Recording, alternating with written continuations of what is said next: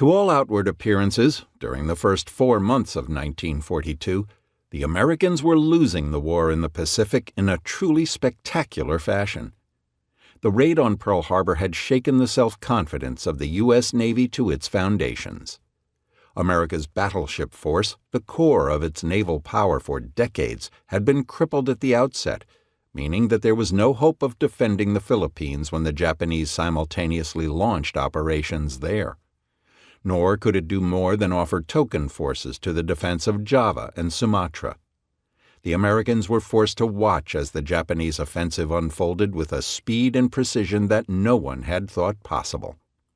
If the U.S. Navy's material losses had been, in absolute terms, marginal to its overall strength, the blows to its pride had been real enough. By April, the strategic position of the Allies in the Pacific had been reduced to a shambles. Java and Sumatra had fallen, with almost the entire U.S. Asiatic squadron destroyed in the process. The Japanese were now in a position to threaten Australia directly. The Philippines were completely isolated, and the bulk of General Douglas MacArthur's forces there, though gallant, would surrender on 9 April. Malaya and Burma had fallen under the aggressor's boot, and the British would shortly find India directly threatened as well. The picture was one of utter calamity.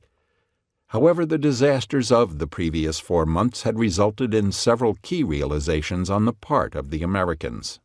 First, it was clear that the battleship was no longer a weapon of decision. If the war was to be won, America would have to rely on aircraft carriers for power projection and submarines for destruction of enemy shipping.